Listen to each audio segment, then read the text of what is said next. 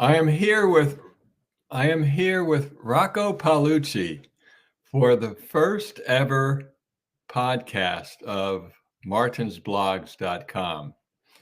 And today we're going to be looking at the issue of animal rights. Uh, this issue came up really as a result of a couple blogs past regarding the differences between being human, animals, and AI robots.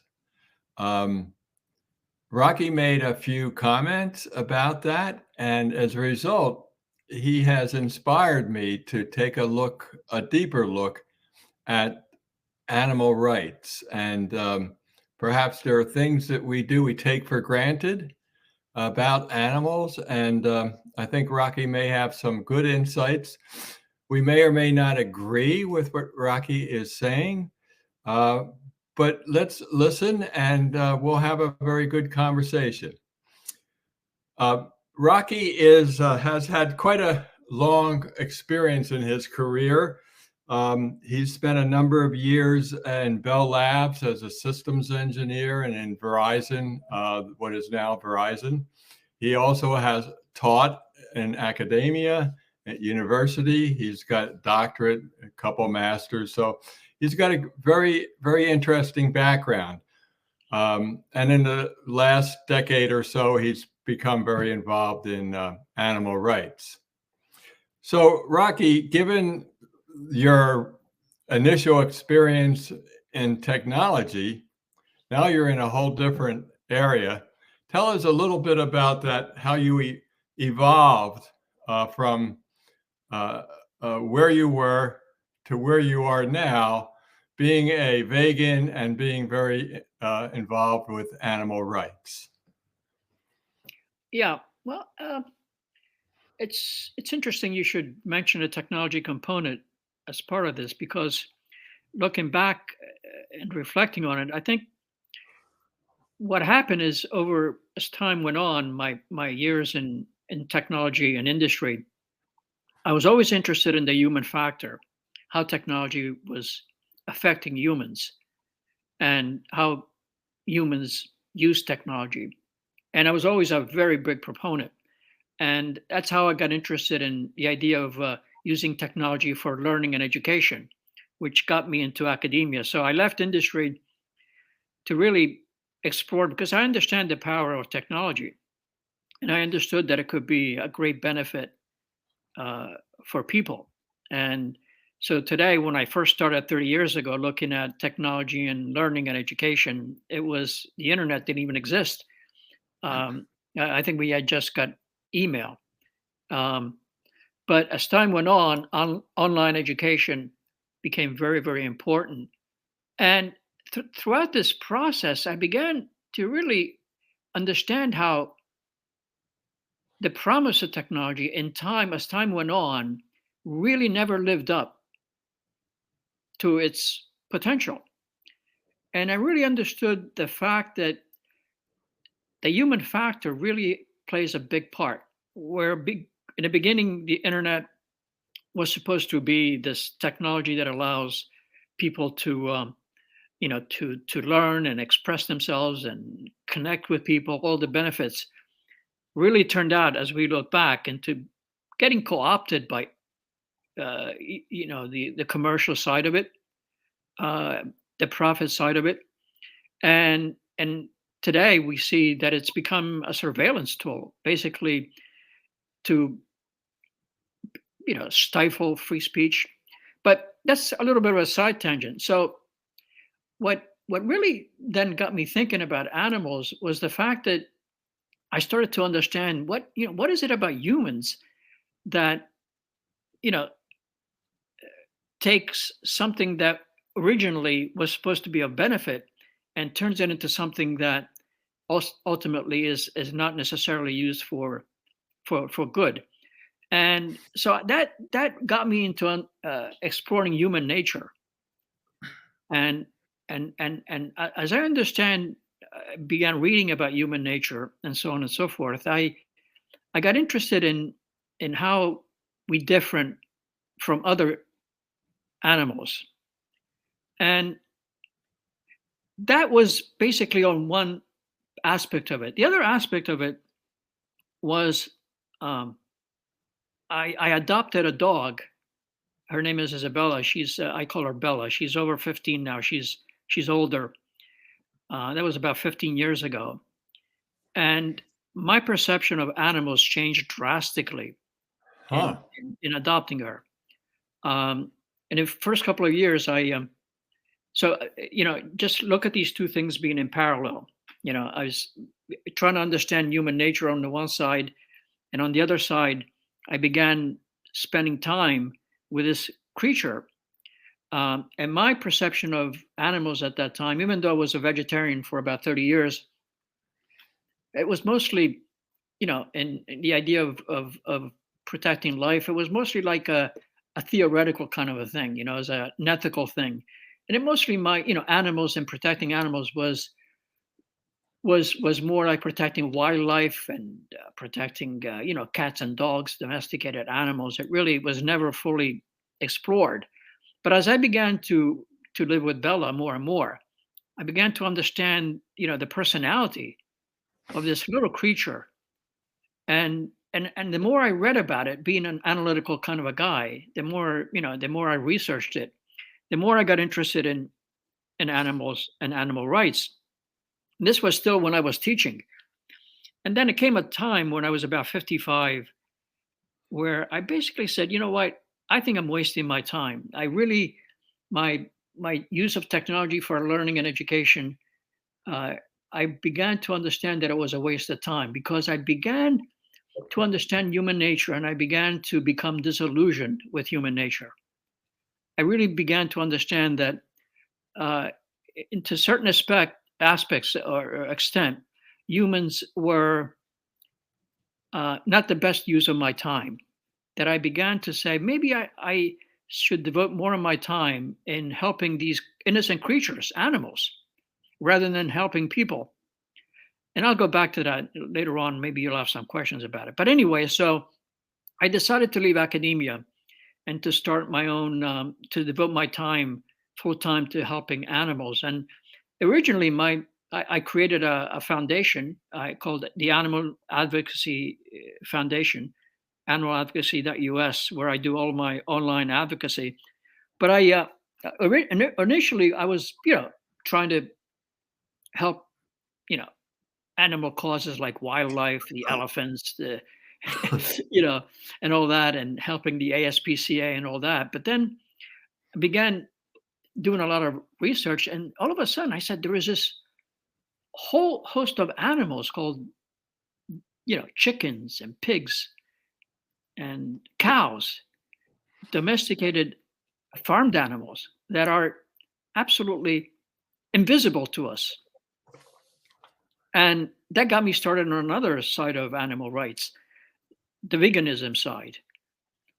And I began to really understand that there was this whole hidden life invisible to us humans, except for the pets that we have, dogs and cats that even today are not very well treated, but better treated than other animals. And so I got interested in how animals were used in a laboratory for experiments, um, for like in entertainment, like zoos and circuses. And so all of a sudden, I became very, very concerned about the lives of animals, and that's when I really began to seriously uh, change my life, and it changed my life drastically. So anyway, in a nutshell, that's where it all began. Yes, quite a journey that you've had, and it sounds like, you became, more and more sensitive to the issue as time went on. You were first, realized that your dog Bella, and became very sensitive to her needs, and then later on became sensitive to the needs of other animals. Sounds something like that. Yeah. Um, would you say your motivation is like more compassion related, or is it some other form of motivation that Yeah, pushed you I, into I think this? it's both. I think it's compassion. I mean, to me, compassion is a big component of it. But I also, being a coming from the science and technology side, I began exploring the the the mental cognitive aspect of animals, and I've done a lot of research on it. And to me, what what's happened over the last 20 or 30 years is really remarkable. For a long time, animals were seen as not being dumb or not have any feelings, and now the body of research is overwhelming. I mean, you have people like I think I mentioned to you, Franz de Waal, the primatologist, who's done a tremendous amount of work on understanding, especially primates, monkeys and chimpanzees and orangutans and bonobos and gorillas. Chimpanzees have a 98.9 common DNA with humans. Bonobos almost the same. Bonobos are, matriarchal in nature, very peaceful. Chimpanzees are patriarchal, hierarchical, and very violent at times. You have people like Carl Safina, who studies fish sentience. You have other individuals as well, and the the research is very clear. Animals are very they feel pain, they feel love, they are family oriented depending on the animal, um, and they're very smart. Uh, Dogs have actually pigs have the intelligence of a 2-year-old. Pigs have been taught to use computers, and chimpanzees have gifts and memory that humans cannot even compare to. So if you read the literature, it's it's just shattered my illusion that animals were dumb or that didn't have feelings. And anybody who's had a quote unquote a pet or a companion animal, a dog or a cat, especially dogs, you can see they have personalities, especially those that have multiple dogs. And so to me, the idea of, well, what's a personality? It's a person, but they're treated like objects. Animals are treated like property today. Doesn't matter what the animal is.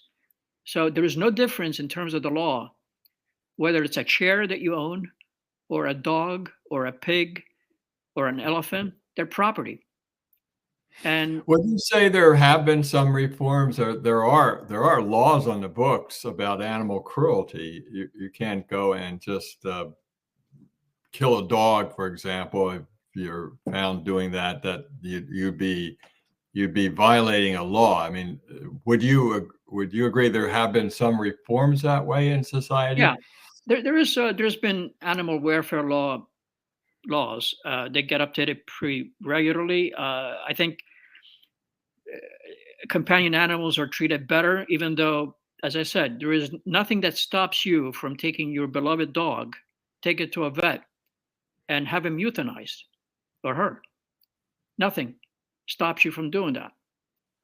Now, if you hit a dog or whatever, especially, there have been instances where people have killed dogs or cats or other animals, and the law really rarely get enforced, and if they do get enforced, they're a slap on the wrist. Um, Right. but But but there are laws, and there has been reforms. yeah, well, You would yeah, and agree. Okay. that falls under the umbrella of animal welfare. Okay, so there is animal Well welfare. Go ahead. well, sure, yeah, right. Animal Go ahead. What were you welfare going to law. say? Well, I wanted to going back to what you were saying before about the intelligence of animals, and I think uh, all life forms have intelligence, even an amoeba in a petri dish that's being studied by scientists. It has a certain intelligence where it goes after um, the nutrients it needs and avoids the toxins. Um, I had written a previous post called Reba the Amoeba, where I spoke about that, how that intelligence that all life forms have. And then as more complicated life forms, they have what we might call higher levels of intelligence. but intelligence alone um, doesn't necessarily make a life form. AI is intelligent right now, very intelligent, but it isn't alive. Um, Animals, including humans, have intelligence, but they also have that thing that makes us alive, that quest for survival. Um, Well, so let me go ahead. my Go ahead. question is my question is this: the differences between humans and animals, to me, and let me know what your thoughts are on this. The humans have a more complex view of the world, um, even much more than, say, a chimpanzee.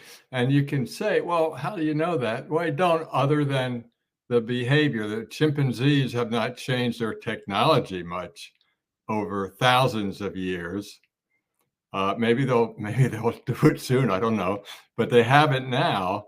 Um, Humans have had this ability to look at the world and shape it more to the in a way that is beneficial, at least that they believe is beneficial. And technology has improved by leaps and bounds. So if you look at technology, humans are way above or way advanced than animals. Um, so is that alone the reason why we might like make a distinction between humans and animals? And that I think that's the heart of what you're getting at is, you don't necessarily want to make a distinction, but there are distinctions if you look down uh, the animal uh, different divisions. You're going to treat a chimpanzee differently than, say, you would treat a rat. And we make those humans make those judgments because we can make those judgments. I don't think chimpanzees are all that concerned about what the differences are between humans and, say, rats or insects. Um, so I don't know what would you say to that?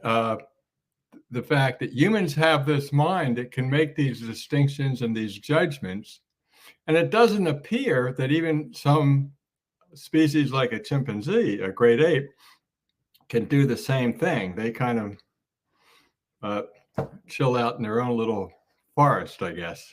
So, what would you say to that, Well, Rocky? I agree. Uh, I mean, we talked about intelligence, and the reason why I brought it up is because I was interested in it. But in a way, it's irrelevant. The idea is what's important is sentience. Okay, these are sentient beings, meaning they feel pain, they feel joy, and they get scared. I mean, you want to do an experiment? It just occurred to me not too long ago, even though I've been reading a lot. So you take your regular insect in your house, take an ant or a fly or even a fruit fly. You try to get close to that ant or that fly. What does it do? Oh, Try to it'll try grab to it. avoid you. Yeah, Why? Why? Why are they trying to avoid you? it doesn't want to get killed. Exactly. Yeah. So that in itself is intelligence. I mean, if you want to talk about Yes. I intelligence, agree. self Absolutely agree. self preservation. But really, it's But does sentience. that fruit fly make a distinction about other animals and other insects as a Well, have a whole? I was getting to that. It really that Oh, again, okay. it's irrelevant. It's irrelevant. It's First of irrelevant. all, Okay. I I I I don't want to talk. I mean, first of all, even the idea of intelligence is one of degree. Okay, there are certain Right. species that are more intelligent than others, but they're all intelligent. You said the amoeba is intelligent. The other thing that's important is self awareness. Now, there is such a thing that's called the mirror test that I've been given. I don't know if you're familiar with the mirror test with animals. Very familiar. Yes. Okay, so even octopuses have passed the mirror test. Right. Elephants have, primates have, many different species have. They're self-aware. They are aware of their environment. So like a fruit fly or an ant, they're aware of. They try to escape. They're aware of what's going on around them. But they would never pass the mirror test, though. Yeah, but There's I'm only a just few. saying the mirror test is a manufactured test for humans to show that there are some species that are more intelligent than others, and that Well, there are some they haven't. species. It's a very speciesist test. I mean, I don't know if you heard of the term speciesism, which is Yes. synonymous to racism. So 99.9% of humans are speciesists. They believe that humans are superior. And the reason why we're superior, apparently, is because we're more intelligent. Now, let's go back to technology and intelligence. Now, I'm going to make a statement which is going to shock you. That's one of the reasons why I moved away from technology, and I'm very against technology because I think technology solves one problem and creates 10. So technology is not really a measure of intelligence. It's the opposite. So that the more technology we create, humans create, the more we're going to self-destruct. Now that might seem shocking to you, and I think actually a lot of people worry about that. the Unabomber actually came to that conclusion. That's one of the reasons that he was an eco-terrorist, um, who basically blew up people's scientists because, and he was a PhD from Berkeley. He was a professor in physics, and he came to the conclusion that technology was destroying the world. And in his deluded mind, he began killing or maiming scientists who were inventing these things. But forget about that. I believe technology is a problem. Now, you name me one technology that has made life better for humans. Name one. Well, the microwave. I can heat up my Eh, coffee this morning How very good is that? easily. How good is that food that you're heating up in It's general? coffee. The coffee Not just grains? coffee, but in Yeah. general, microwave is invented to what? Not cook fresh food, fresh vegetables. To what? Freeze and unfreeze stuff, right? And heat things up. Sure, yeah. Yeah, yeah. Heat You can things up. heat up vegetables in a microwave, Or you yeah. take the But I'm not. computer once again. Take the Yeah, internet. Take take the car. Take yeah. anything. I really recommend this article for you. You may want to do a blog on it. It's by Jared Diamond, who still lives. He wrote, I forgot the name of it, but his thesis is that agriculture in general, when humans moved away from the forest into creating agriculture, it is when we descended into where we are going, which is the extinction of the species. He basically Yeah, said that. go Go ahead. ahead. No, I was going to say he basically I said as did soon read as. an article about that, where he said, maybe we were better off in a hunter-gatherer stage. Exactly. So you know about Because that. once we went into agriculture, there were all kinds of problems created within Yeah, society. because you You had began. rulers, etcetera. Yeah. Exactly. We So the idea of then storing food, farming, began a cycle of getting more and more and more. Now, here's something else for you. Uh, 80 almost 80% of all the grain, the soy and the corn and all that we grow today is responsible for deforestation of all the Amazon and all the other places. 75 to 80% is given to feed animals in factories, chickens, pigs, and cows. So we take that grain that is very good to eat, and people are starving, and we give it to animals to fatten them up so that we can kill them and eat the meat. Right. Now, And now that okay. causes tremendous damage to the environment. Factory farming is responsible for more greenhouse gases than fossil fuels, uh, especially beef. And all of that. If you look at the environmental, the pollution in the rivers, all that manure gets dumped in rivers and lakes. If you look at all the damage that is done by animal agriculture, simply because you want to eat that flesh. And by the way, why is it, uh, you know, people eat meat to begin with, which is antithetical to our physiological makeup. Humans are not meant to be omnivores or carnivores. They're meant to be herbivores. The research is clear on that. So let me bring you Which back brings to us to what you were veganism. just saying. So what would be the vision then of say animal rights, um, that would what would be the change in vision? Yeah. Uh, So that's a great question. So you have a spectrum from the animal welfare folks, okay? Like we mentioned, that trying to make life better for animals in general, whether they're farmed animals by having cage-free, eggs, or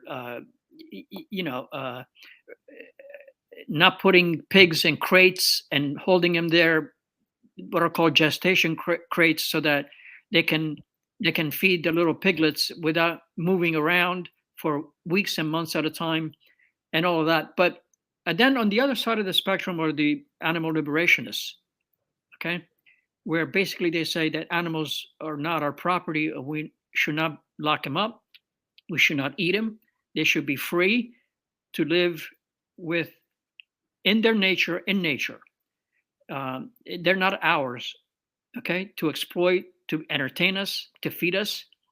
And so, in general, in that I'm in that end of the spectrum. And then in animal liberation, uh, people are trying to change the laws to free animals from zoos, from being researched on and tested on with animal experiments, from factory farms. And then there are people that are in direct action, people that believe in actually taking steps, not necessarily violent towards humans, but causing a ruckus, so to speak, and taking direct action to free animals. So you find people that go to factory farms and try to rescue animals that are sick, pigs, chickens. There are people that go to fur farms that release minks and burn the farm, so that they don't have the ability uh, to do that anymore. Um, so there is an organization called the Animal Liberation Front, um, which is very active all over the world, that do these kinds of things. They're anonymous. Actually, believe it or not, they're deemed to be terrorists. There are one or two people in the top 10 FBI list of most wanted are what are called animal rights liberationists. They've deemed Animal Liberation Front to be a terrorist organization in the same vein as Al Qaeda, or ISIS, or Hamas. And actually, they're afraid. They're afraid of people seeing. So they're undercover investigators. They go out there and they take films, especially with the internet, and so I can't tell you the number of times I post things online and they get censored and they get shadow banned. Um, so animal agriculture is a very, very important part of the economy and the culture. And they don't want people to see how we're treating these creatures. And you have to remind you this, these are not our creatures. They were not made by us. See, these are not chairs or sofas that we can go ahead and destroy. These are creatures of God's creatures. And we have no right whatsoever, absolutely none, to do what we do to them. I mean, it's just plain simple. yeah, I can see that you have that very strong compassion, if you will, for these animals. Um, but what I'd ask you, and perhaps you can give some better understanding. Uh, if one looks at the animal kingdom, including humans, there's a food chain. So animals eat other animals all the way down the line. Big fish eat little fish, etc. How would animal activists respond to that? That it isn't just humans that mistreat other animals. Animals mistreat other animals. Okay. The lion eats uh, a smaller animal, and it goes Okay, first down of the all, line. the overwhelming majority of animals are herbivores in general. Okay, even the primates, chimpanzees and bonobos are vegetarians. I- uh, Right. even some primates eat some meat, but very little meat. Um, so the idea of the food chain is again, it's I think it's a ridiculous argument, but let me address it like this. Um, have you ever seen an animal and I hate to call it the wild because there's nothing wild about it. There's more wilderness going on in some of these inner cities than in nature. But have you ever seen a wild animal be obese or fat? No, not a wild animal, no. Why? Domesticated animals. No, but That's why aren't they? a good question. I would think, it's difficult to get their daily nutrients. So, and I they think don't I over think I think I think what it is that they are satisfied once they're full. In other words, okay, a lion will attack you in the wild if he's really hungry. But if he's satiated, he's not going to hurt you. right. So are you implying that somehow animals are more virtuous than humans? Or Absolutely. oh, So okay. when you take a look at humans, especially in the Western world, almost 50, 60% are obese, mortally obese. Why? Because we're never have enough. We're see. This is what I'm saying. Understanding you by understanding animal nature, you understand human nature. And this is the pessimist in me, and Right. the uh, the idea that humans, you may put it in religious term, have an original sin, and the original sin is that we're never satisfied. Well, that's true, and I think perhaps let me suggest it's because of the fact that we have a this sense of self that we compare to others, and the complex ability to imagine our future welfare and our past, and I think that has a lot to do with the fact that we tend to be not satisfied. Um, it reminds me a couple posts ago I wrote about that quote from Walt Whitman, who said, "I looked long Exactly. and long at the animals. They were so placid and self-contained." And they are, and I I would suggest it's because they don't have this ability that humans have. It's not necessarily they're good or bad, it's that they don't have that complex ability to create this world in front of them that they want more. Um, uh, the essence of Buddhism is actually being able to get to handle that desire. Exactly. And How do that's one of you the how reasons do you why. Yeah, that's yeah, one of the other things that I forgot to mention to you is that going back 20 some years ago, I began doing some reading in Buddhism, and that got me into the vegetarian area. But what you just said is exactly right. You see, there is something I think if you want to speak it, put it in terms of biological terms, there's something in the DNA of the human that right, something went wrong. I mean, you talk about the okay, programming, we talk about the algorithm. Okay, right, the algorithm. There's something wrong with the algorithm, and we're in a downward spiral where we're going to become extinct. And we've only been around 200,000 years, Homo sapiens, and there is no assurance that we're going to survive as a species. And my theory is we're not. That we're just a blip in the millennia before us and after us. So I believe that unless there is a significant correction. So going back to what we were saying, so what do you think? What do animal rights people want to accomplish? Through veganism or whatever. We're saying stop this madness. You're not only you you're killing these innocent creatures, you're killing the planet, and you're killing yourself. I mean, almost all the illnesses that exist today are due to eating animal products, the cancers, the heart diseases, all of that. And we're not meant to eat meat. Just think about it. When you see a piece of flesh, animal flesh, why don't you eat it? Why don't humans eat it? They have to cook it. Why do they have? I mean, if you were carnivorous, you would eat it. Why do we If you have were to cook hungry meat? enough, you would eat it. Huh? If If you you were ate, hungry enough, you would eat it. But but you get sick. yeah, what would you say then to someone who says, "Well, we did evolve from the hunter-gatherer stage, not evolve, but we But then again, changed." if you look at that research, and there was very little meat that was eaten by the prehistoric folks. I mean, as I said, they only hunted what they needed for the day.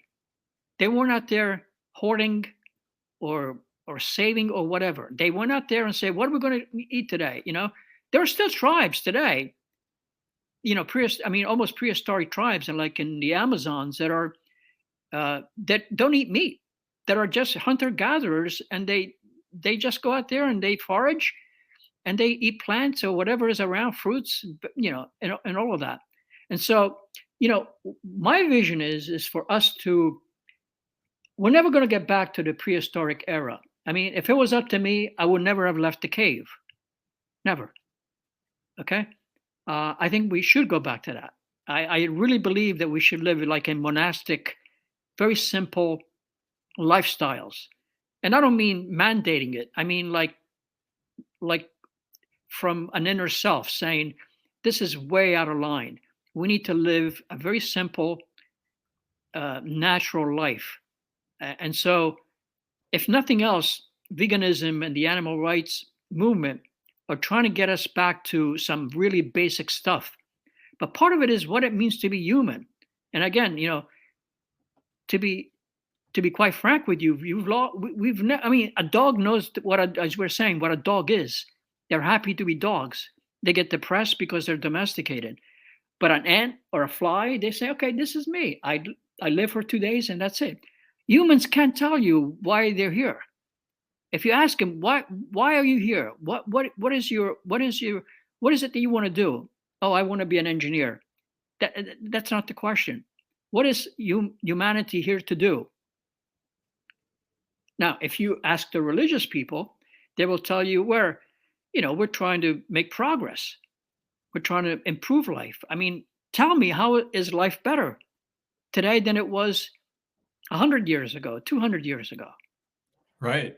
Well, humans can do that. Humans can ask those questions, but can an ant ask those questions? But why is it you have to ask? Well, you were The suggesting thing is, to ask the the fact that question. you're asking, that means you don't know. Well, that's true. Humans don't know because they have all these other things going on, and then they Exactly. ask that question. Yeah, yeah. So really, the It's problem a with you conundrum. is what Buddhism says is a real problem. The mind. The mind is the problem. The mind is Right. Yeah. insatiable. Yeah. No, that's true. Yeah. Quieting the mind is very important because it's always going, going, going, hopping Exactly. around. Yeah. Yeah. Just to get back to the question, I don't have I mean, I have my own opinions. There are some people that I mean, even with the animal rights movement, probably what a lot of what I'm saying, probably they wouldn't agree. But the fact that I come from a science and technology background sort of leads me to believe that there's something wrong with human nature. Especially if you look at what's happening, we're creating. Going back to technology, we're creating these technologies that are more and more destructive. And given human nature, that's going back to AI. We haven't touched upon that. I mean, the whole idea of AI is really to get rid of the self.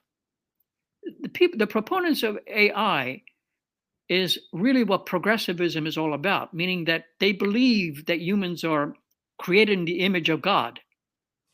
So the religious folks believe in like a Jesus Christ or whatever and redemption.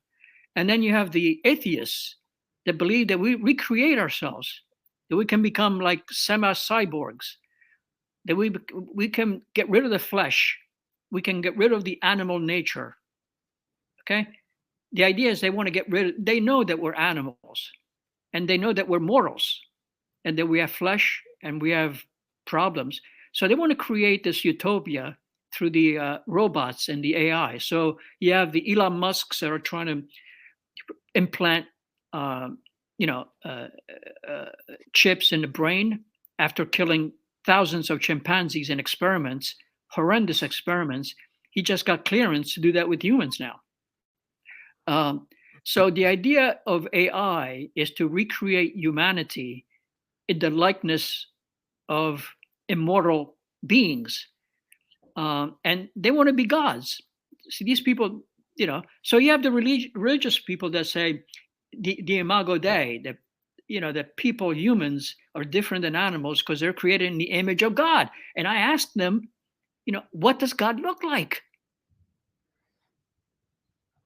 So you're bringing up some very interesting issues here. I've never thought of it that way, especially with AI and there are people who do see that as They're called a transhumanists. turning point where perhaps you can live for virtually ever.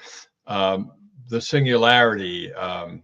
There's a book called The Singularity by forget the fellow's name now.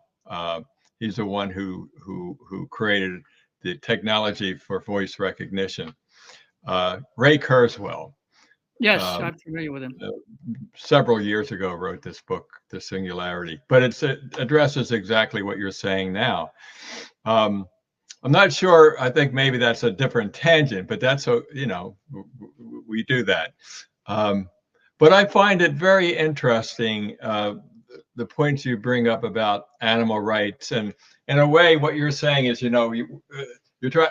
You're trying to create a new algorithm for society that looks at Exactly. animals in a I different didn't way. get that. Could you try again? I don't know what that was, but that looks at animals a different way. What was And that? that can be a good thing. The hard part is how do you change society? But I understand what you're saying is these people are very committed, and they are taking action to enlighten others about animals. Um, Not everyone will agree, and part of I think for me anyway, is having this discussion is an excellent exercise, if you will, to be able to hear others' opinions that may or may not agree with. There may be people who listen to this and not agree. There may be people who are very in sync with you. Uh, but um, I mean, I think I've learned I something don't have an answer for talking to that. you. Is there something else I can help with? Do you hear that? Yeah. I don't have an answer. I don't know why that's coming on, that voice.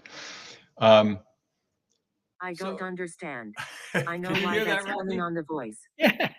but I Yeah. could search the web for it. It's from Right, your end. I know. I hear. Okay, I got it off now. Um, so, uh, in ending this very interesting conversation, what what would you say to young people now? What advice would you give them, gi- given the experiences you have had? Um, and do you have in mind any advice that you might want to send out there to young people? Well, it's a tough one. We haven't talked about veganism that much, but I think Yeah, we can go there. uh, I think it's important to relate it to your question. Um, Animal rights today is not nearly as a topic of conversation in a general culture as veganism is.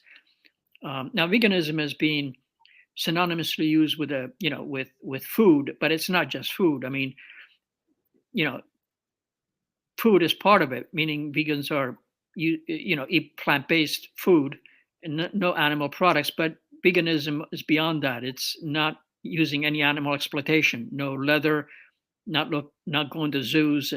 I mean, so that's very much related to animal rights. But there is a trend more and more about spreading the word of veganism. There's a lot of activism, um, mostly peaceful. Um, I'm not sure whether it's really going to work. I think the tremendous amount of pressure that exists in society and culture into eating animal products, even though I don't know if you know about this, there is you can actually grow meat now in the lab. It's just been approved. You can create meat in a lab. I mean, indistinguishable from regular meat. Oh, And wow. actually, the USDA just approved, uh, after studying it, chicken to be marketed. And there are restaurants in Singapore that are already serving it. So there is a few. I mean, there is plant-based meat. You can buy hamburgers and chickens that are made of plant. They don't taste exactly the same. I don't eat that stuff. But lab meat apparently is being you know touted as being something that's going to happen more and more, specifically to curb the environmental factors of animal agriculture. I'm not sure. I'm not sure whether it's going to work or not. All I think is going to happen is, even if it gets cheap enough to be competitive with meat that is being highly subsidized. I mean, meat is expensive apparently right now, but if you look at the cost of meat theoretically without subsidization, you'd be talking about $30, $40 a pound. I mean, it's highly subsidized. I mean, if you just let the market force take its act, most people couldn't afford it, and that's the way it should be. There are people that are saying, you know what, let's get young people to become vegan. Let's educate them. And actually, if you look at children, they're they're very pro animal. They're they like animals, and not until you get enculturated into this society where you treat animals as property and as below us, and you can eat them. Most people, believe it or not, most people don't know when they buy meat that they're eating animal flesh. Did you know that? I would When you imagine, tell a yes. child You that, never think of it. You never yeah, think, "Oh, I'm eating a yeah, cow." when you show a child that they've actually killed an animal, and that's why they'll never show, especially children, slaughterhouses or anything like that. That actually what they're eating is killing an animal. They will refuse to eat it. Right, They're so right. Yeah. compassionate and so sensitive. Well, they're So more we shield sensitive. them. So you would, it sounds like your advice is, it would be for young people, young children to become more, it's an easier transition for a young child to become vegan or That's vegetarian. so my point was going to be, Marty, that that's very difficult to do. As a matter of fact, there are organizations that are trying to change the menu of elementary schools to be more plant-based and all that, and integrate that in education. There's a high level of resistance. Now, I have to say this. I didn't say this before, but having been aware of what's going on the last dozen years, in a way, it's becoming a living hell for me. I mean, literally, the transformation is that drastic. It's really waking up one day and realize that you've been sleeping for most of your life. Um, that you've been eating stuff that you know that it's meat that comes from animals, but you don't even think about it. You just go ahead and cook it and eat it, and it tastes good, and you you know you cultivate a taste for it, and you like it. Personally, I was never crazy about it, but that's part of the culture, and so you never went against the culture. It's almost impossible. I mean, I was just reading some articles about how now veganism is becoming a protected class because of the bias and the anti-veganism that exists out there. Um, People think that vegans are radical. I mean, you have people that 99% of the population that kill animals to eat, to cook flesh, so they can put it in their mouth for a 10-second pleasure. Okay, Would you and would you say that there has been some real progress? Because if everyone notices that the people have vegan items on many menus. There are yeah, the problem with that, stores Marty, the problem that with that, cater Marty, to is that vegan. most of those people believe it or not, first of all, only like 1 or 2% of the population in general in the world are vegans. Now, when we talk about vegans, there are three types of vegans. There are the ethical vegans that are usually associated with animal rights, meaning it is not ethical to eat animal based products or use products that are made from animals because it's not ethical to kill animals. But then there are the environmental climate change vegan and then the health vegan. I mean, Right. plant based vegan Uh-huh. is very healthy for you. It's reversed cancers, it's reversed diabetes, it's reversed heart attacks and heart failures and you name it. It is the best. How has it affected you? Have you, you Yeah, I've been a personally? vegan for 12 years and uh, you digest food much more quickly. You go to the bathroom a lot more often. Um, you feel very light. Uh-huh. I mean, and so I mean, I was a runner for a very long time until I adopted Bella, which I can't run very too much now. But anyway, so going back to kids, I think it's going to be very difficult. I think what the recidivism of veganism is very, very high. So what happens is people begin to adopt a plant-based or vegan life, and then they get pressured. For instance, I don't go to restaurants. I haven't gone to a restaurant in 12 years. I refuse to eat with people that are eating animal products. I don't go to weddings. I haven't gone to any social occasions with my family members. They understand. They think I'm crazy, but that's the way it is. Yes, you're Yeah, committed. Yeah. yeah, I am Yeah. committed. I think to me, what's a life worth living for? I mean, I've done my thing. I Uh-huh. retired. I don't need the money. And what else am I going to do with my time? Try to make life better for humans so they can go ahead and kill animals and eat them? I mean, what else are you going to do with your time? So I decided to use my time to help the ones without a voice, the animals. And once I make a commitment, you're right. I make a commitment. But so the recidivism is very high. So I don't have great hopes that people in the vegan world they say we're going to create a vegan world. They want to create this utopia where Right. veganism, you know, so there are laws out there trying to, make people eat plants because it's healthier and all that. But, you're never going to stop eating meats. And, most items that you buy today, there are animal products in it and you don't even know about it. Your Right. tires have vegan products, your candy, it's hidden from you. Everything that you buy almost as animal products. Right. And You brought up an interesting topic of utopia, and it's I don't know if you have any comments on this, but let me explain.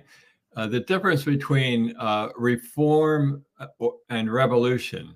Um, right, so, an example of reform would be someone like Martin Luther King, right, who saw the system and knew there were real uh, uh, problems with it for African Americans and wanted to change it. And the way he changed it was integrating into society, and he had that vision. At the same time, there were Black revolutionaries who wanted Malcolm to X. upend the whole system. Um, it's similar to like the Bolsheviks. Well, they were the social revolutionaries who looked at the ills of industrial society, and they came up with a utopian idea that would solve all Right. the issues. And generally, those efforts don't don't help. They lead to a lot of violence, a lot of suffering.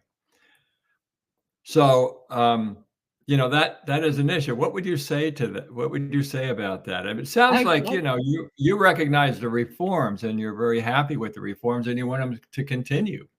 actually I don't agree with either one. I mean, first of all, I agree with everything you just said. And actually, there is a lot of looking at other movements in the animal rights vegan movement in terms of both the blacks and women. And So that goes back to human nature. I just came to and there isn't enough discussion in the animal rights movement, the vegan movement about this. See, inherently of what you just said of the utopia is, yeah, first of all, a lot of people in veganism and animal rights are left of center. These are very leftists. A lot of them are Marxists. They're communists. They're anti-capitalists. I mean, I don't take an ideology. I'm not pro-capitalism, no, or nor communism. But the overwhelming majority, they align themselves with other movements. They really believe they are what are called the intersectionalists. They believe that for veganism to really thrive and create this utopia, they have to align themselves with these other movements, and they have to eradicate speciesism. And again, there isn't the hidden uh, understanding there is that they lack understanding of human nature. See what you just said. They Mhm. don't look at the Bolshevik. They don't understand that. To me, humanity is irredeemable. It goes back to the algorithm.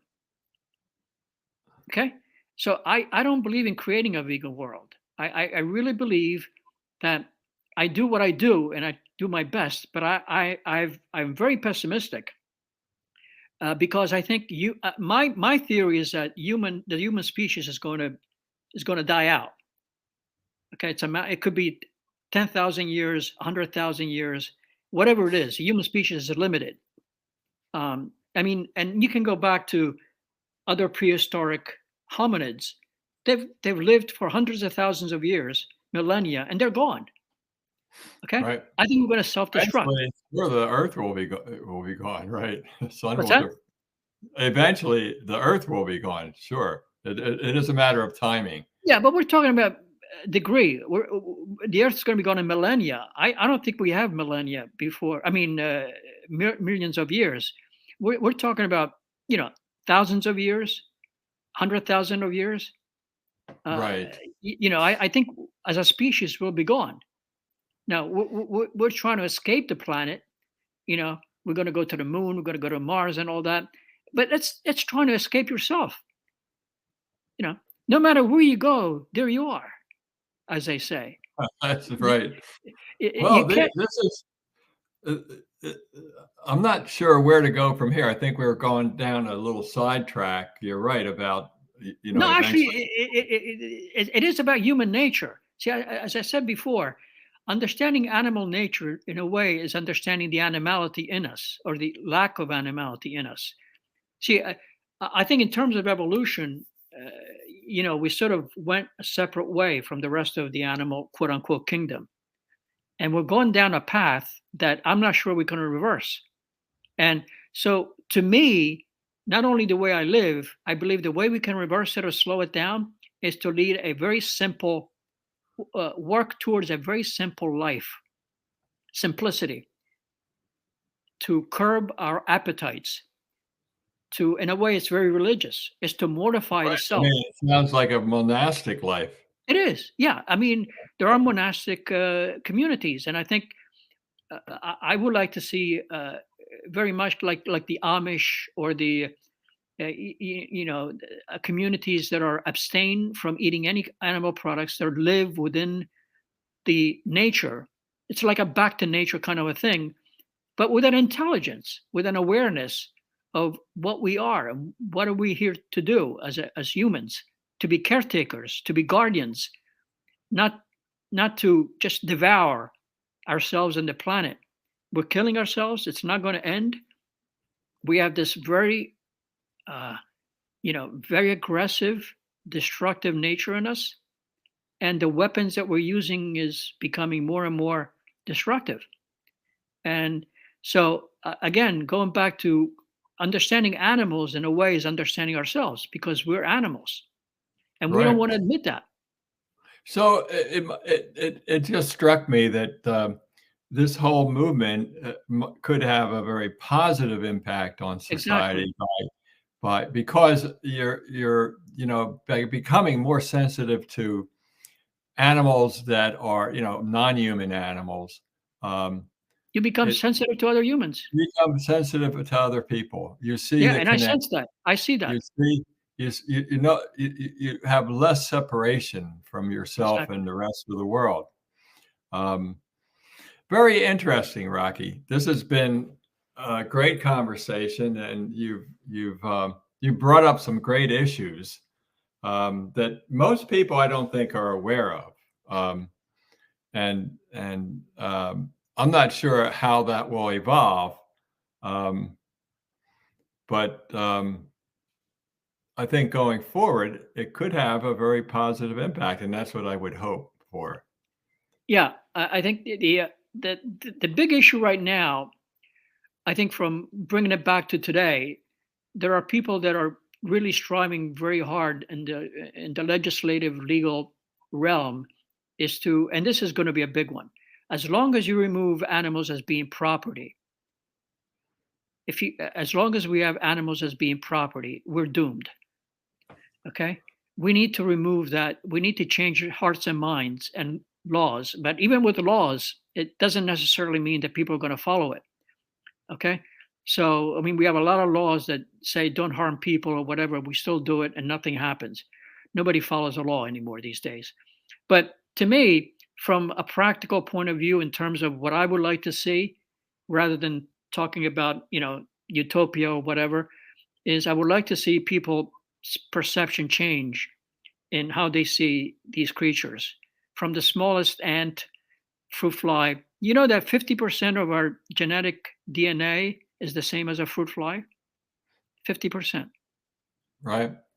Well, I think, Rocky, this is a good place to leave off with Okay. that idea of being more, more sensitive to these other life forms, and it can have a very big fall-on effect for all of us. Yep. Um, To and change your perception. you made me a little more sensitive just in the conversation. But So great.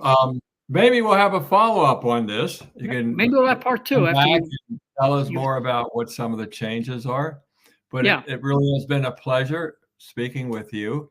It's my Um, pleasure to have talked and to you. Your great minds connect. connect, exactly, right. And hopefully the other people will get something out of it. So, have you written your blog about this yet or not? No, it will be coming out in the next week or so. Okay. Are So you writing it now, or are you going to write it after now this? I will be. I will be a little prelude to our Okay. conversation, but I'll show it to you. All Um, right. Well, goodbye for now, everyone. All right, And buddy. again, Rocky, it's great to see you. I haven't seen you for a Marty, while. you Great. haven't changed. You haven't changed that much. I'll tell you. Neither of How are you you. feeling? Well, that's another topic. Take care. Take care. Bye, buddy. Bye-bye.